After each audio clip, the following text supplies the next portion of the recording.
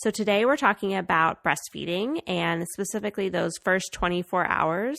Stephanie's going to go over some key points to keep in mind in that first day. So I'm really excited for this episode. And the download today is a bunch of great information, just kind of about positioning and latching and things to look for. So you want to grab that over on thebirthhour.com/bonus7.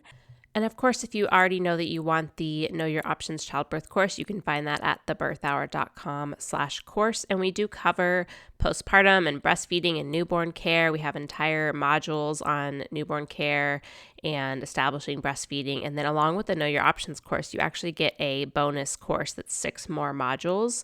And it's called Back to Work Breastfeeding, which is really helpful even if you're not going back to work. It's got a ton of great information on pumping and getting the most milk when you pump and storing milk and all that kind of stuff.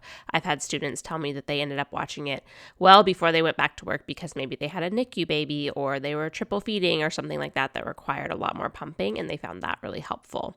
All right, let's get to our discussion, though, about establishing breastfeeding in those first 24 hours with Stephanie Spitzer-Hanks, our childbirth educator, lactation counselor, and doula. Okay, yeah, it's really hard to be super specific and only talk about the first 24 hours, but I'm going to give it a try. There's a lot that you need to know about breastfeeding and a lot that you'll just sort of learn and stumble on as you go. But I really want you to know what you need to know in the first day or so to really get off on the best foot. And the first thing is immediately after birth, your baby has instincts that allow them to actually physically crawl across your chest, find your nipple, and latch on completely unassisted.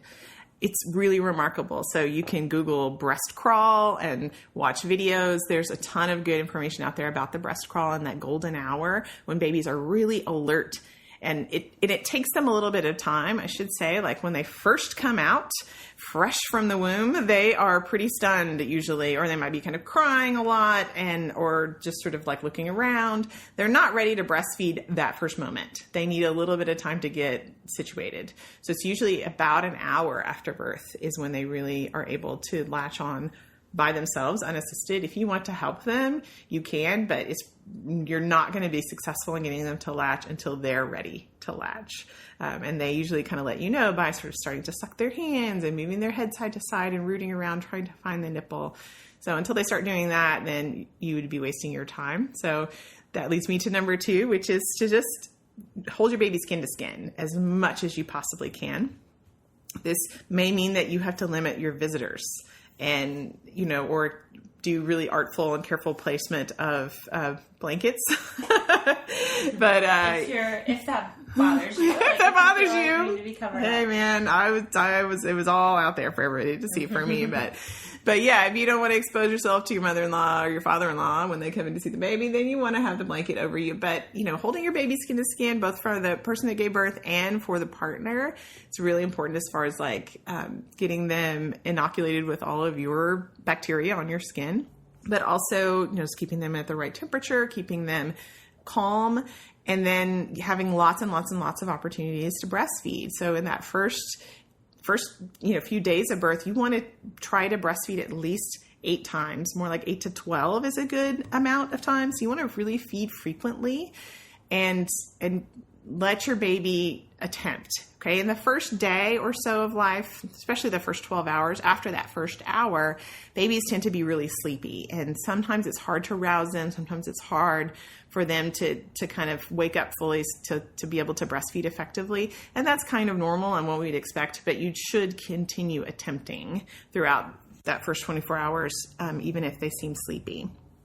And if they're not, feeding well, then one of the best tools that you have is to hand express your milk. This also goes for if you have to be separated from your baby. So if your baby has some sort of complication at birth and needs to be separated from you in the nursery, then it's really important for you to hand express and get the milk out yourself as many times as you possibly can. So the more milk that's removed, the more colostrum that's removed, which is that early milk in the first 48 hours, means that you're going to have more milk and more abundant milk later when your full milk comes in. So it's really important to get off on the best foot to be removing milk frequently. So hand expression, though, is really what I recommend, because if you use a pump, you're going to lose all of your colostrum to the to the inside of the pup, because we're talking about maybe a quarter of a teaspoon per feeding is what your baby's getting in that first day. The baby's stomach is still pretty small. It doesn't stretch, and they don't need a lot, but they metabolize it really quickly. And so they need to be fed very frequently. So it's a very small amount, but it needs to be very frequent feedings. And then, a really big thing that I want to emphasize is that breastfeeding should not hurt. This is a big and persistent myth out there, is that it's going to be really painful, but you just have to push through it and your nipples are going to crack and bleed. Okay, well, those things are not ideal. And in fact, when I hear about it being really painful or moms having cracked nipples, then that's a red flag to me and a signal that there's a problem happening here and that we need to try something different.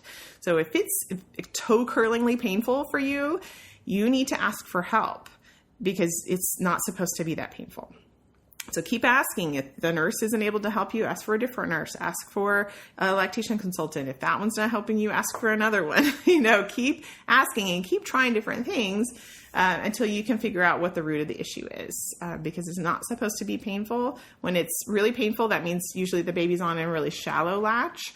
And so not only is your nipple being torn up and maybe starting to crack and bleed, but the baby's actually not getting very much milk. So nobody is being helped by you pushing through the pain and feeding with a really painful latch. So get help, keep asking, because you're going to get conflicting advice from different people. So my big recommendation there is just to take what helps you and leave the rest behind. So if one nurse comes in and says, oh, the football hold is the best, it's really the only way, and tries to help you do it and it's not working for you, and the next nurse comes in and says, hey, the cradle hold is the best and the only way, and that one does work, then go with that. Okay, because, the thing is, breastfeeding is an art, not necessarily a science, and so it's going to look different for different people. So you work with what works for you and then ignore the rest of it, because you will get conflicting advice. That will happen. One last thing about getting off to the great start is I really recommend not bathing the baby. It's standard practice in a lot of hospitals to bathe the baby immediately.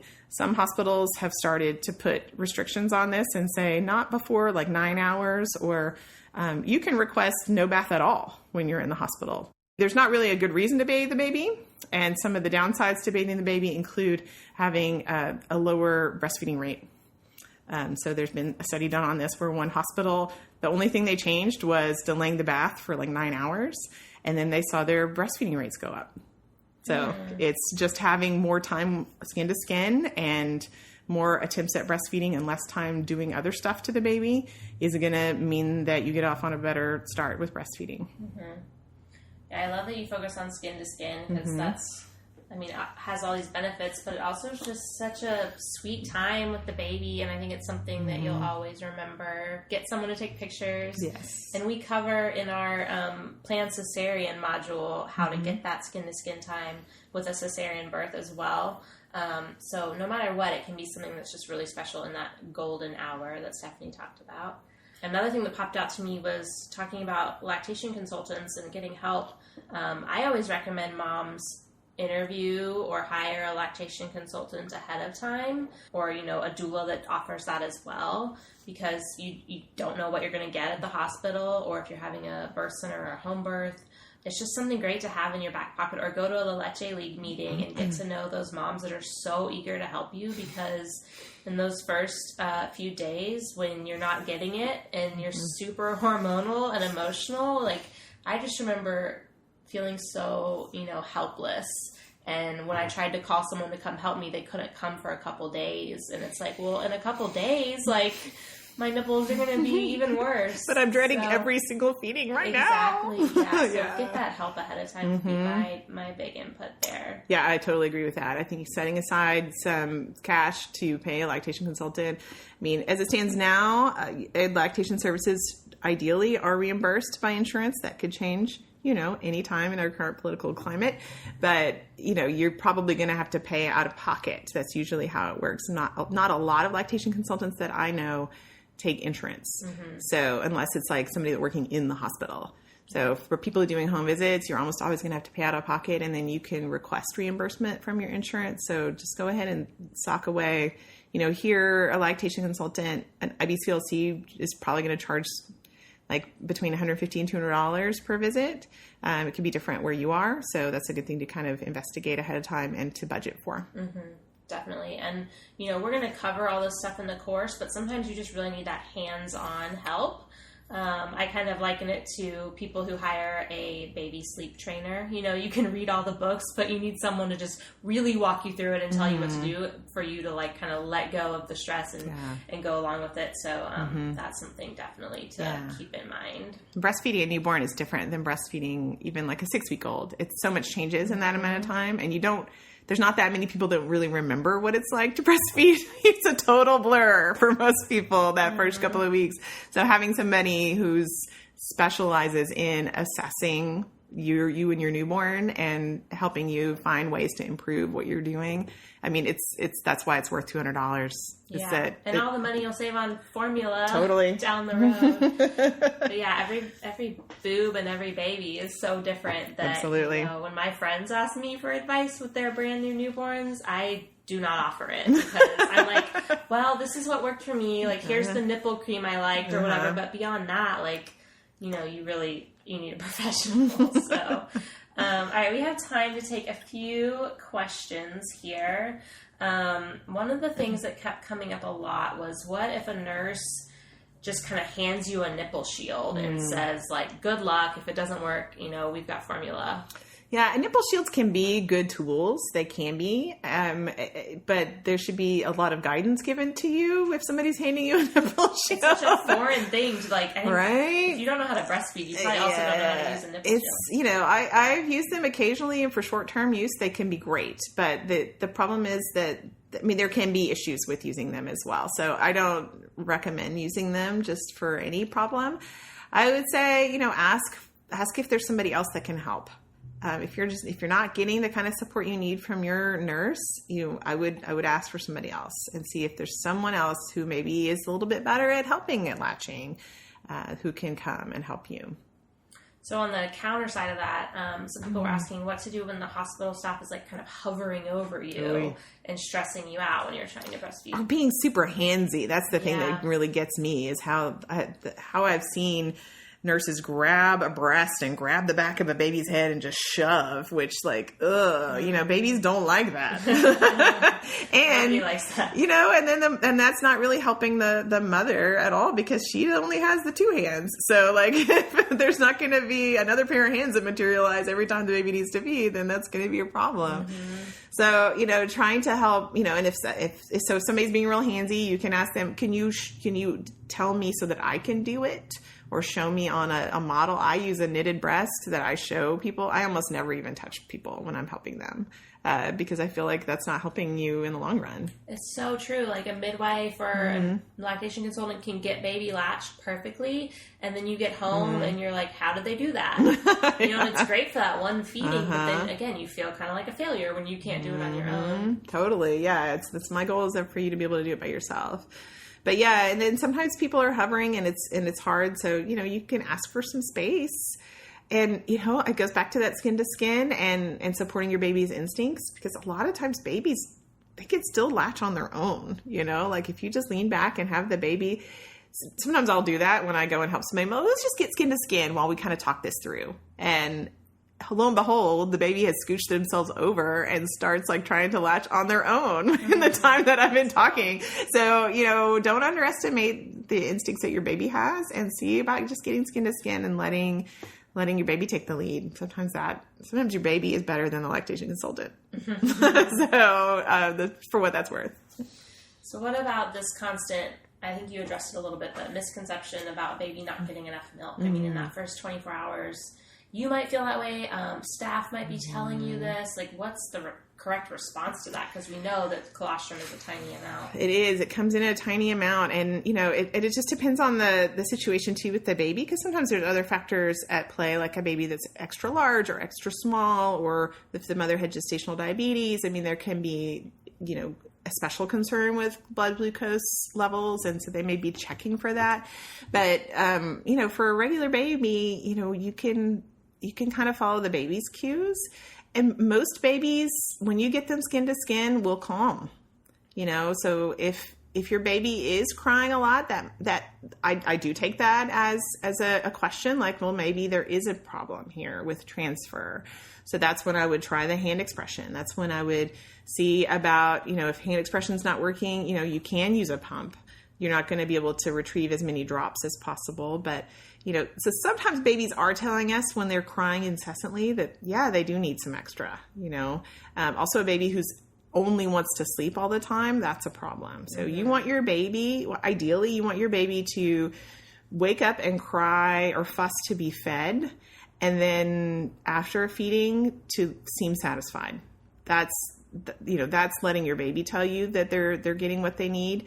If they're still screaming after a feeding, there might be something to that. So, I can't give blanket statements about what to do, not to do. Always refuse the formula. I won't say that, but I'll say try to hand express first, or see if you can get donor milk from either the hospital or a friend. That's always an option as well.